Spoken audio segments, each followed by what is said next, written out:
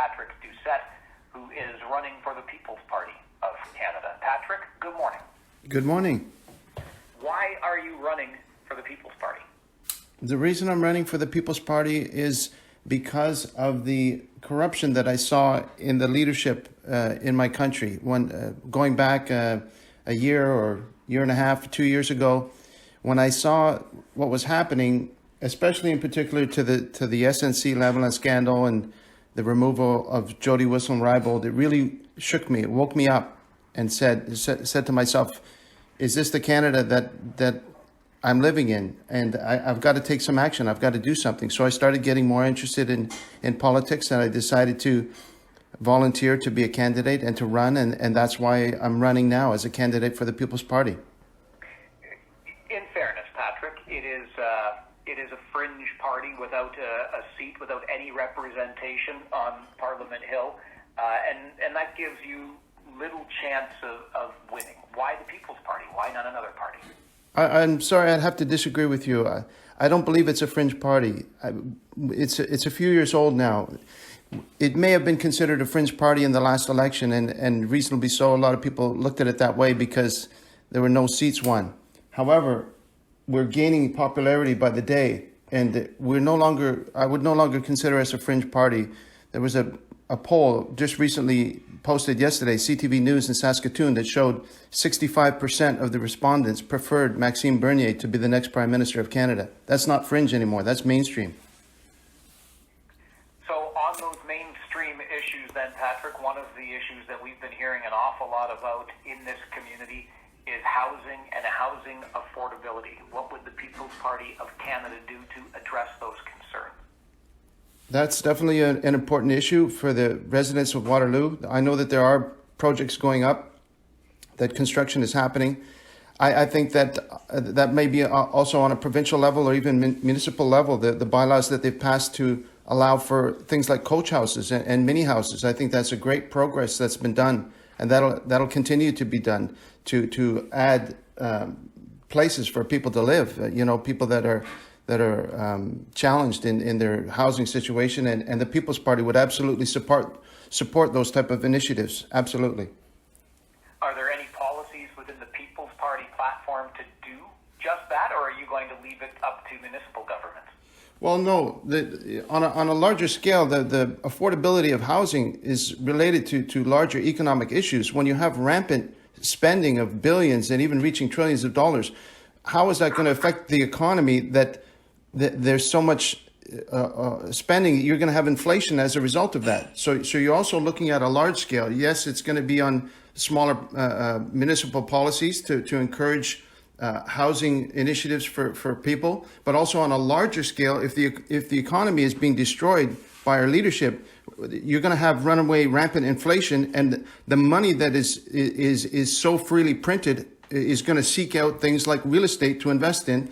And the real estate prices are going to skyrocket, which is what we've absolutely seen. Okay, so let's assume that government spending impacts an individual's opportunity to own a home. What would you do about government spending? How would you like to see the government manage its finances? We'd like to see that a balanced budget. Like a lot of people consider the People's Party the only true conservative party anymore because we believe in having fiscal responsibility, a balanced budget. And Maxime Bernier is committed to achieve that within 4 years and reducing the amount of corporate welfare. These type of things that are larger scale policies can be seen on the People's Party of Canada website. A lot of our whole platform is there for people to read on all these different issues, and they can go there and they can get the details. And it's a common sense revolution that's happening, and people are going to the website, they're seeing our policies, and they're saying, hey, you know what, this makes a lot of sense. This is not a fringe party anymore. These guys know what's going on. Maxime Bernier has amazing experience in the political arena and in private sector as well. So it's no joke there. The Conservative Party has said it would balance the budget within 10. How would the People's Party do it within 4? That's something that you'd have to take up with Maxime Bernier. Another one of the issues locally that has people talking in our community, Patrick, is the recent rash of gun violence. would the People's Party, how would a People's Party of Canada government help with the gun violence that we've been seeing here in the region of Waterloo? Well, this is a large question. This can cover and branch out into a lot of different areas. But the People's Party is supportive of police, right? We're supportive of the law of the land. We're always fighting for the enforcement and adherence to the Canadian Charter of Rights and Freedoms. So we're not a party that would say, "Oh, defund the police" or something like that. No, that's very far away from what our principles would be, our values would be.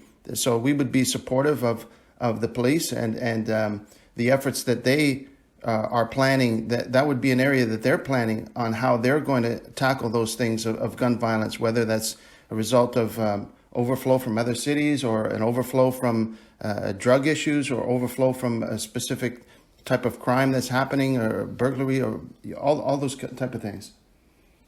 How concerned are you personally, Patrick, about climate change? How concerned am I personally about climate change? Yes. Well, this is I don't think this is a question for this discussion. I'm concerned about the People's Party platform. We're not climate change alarmists. Personally, I'm concerned about it for anybody that lives in an area that would be directly influenced. If I have friends that are living in Seoul, for example, then I would say, hey, these people are suffering directly under the effects of climate change.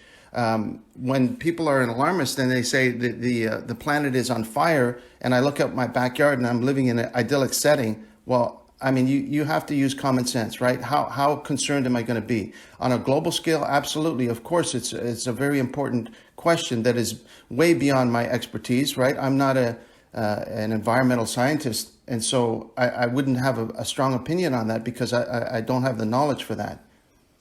But environmental scientists have made it clear that the planet is warming and that it's very dangerous, that it is, we must reverse that warming trend. Do you believe those scientists? Why wouldn't I believe those scientists? So you mentioned looking out your back window and seeing the idyllic setting where you live. Do you not believe that climate You change asked me if I was personally concerned, Yes. right? And so if you're saying it's on a personal opinion, and I'm just making clear, just so we understand, that you do not believe it's a relevant issue to the region of Waterloo. that's not what I said. Why would you put those words in my mouth? I'm just trying to get it straight. No, you're not trying to get it straight. You were insinuating something not based on what I said. I'm telling you that I'm concerned about climate change. I'm concerned about what the scientists are telling us about climate change, and if it affects a personal person that I know that lives under conditions that are affected, then yes, I would be concerned if they're dealing with smog from China. On a personal level, yes, I'm concerned, and I would have to look outside of my backyard. I would have to say, okay, I have to think in my mind on a global scale. I should be concerned. I should be thinking about reducing my carbon footprint. I should be thinking about switching from fossil fuel car to an electric vehicle. So those things, yes, I definitely agree with those things. And that's an important reminder that I should be concerned about those things. So I just, I want to be careful that you don't assume that I'm not concerned about the environment based on my political affiliation, because that's not a logical assumption that you're making there. Not trying to make that assumption, just wanting to make clear where you stand on the issue and how concerned you are about it. Fair enough. Okay. The other issue that is a very large issue, of course, is we're still in the midst of a pandemic, and we're going to be getting in Ontario later today, we are told, a vaccine passport system. Is this the right direction for governments to move in? No, it isn't. In fact, the leader of our country himself said that he said, what do you do with somebody with an allergy? What do you do with someone who's immunocompromised? He said, we're not a country that makes vaccines mandatory. That's what he said. Those are his exact words.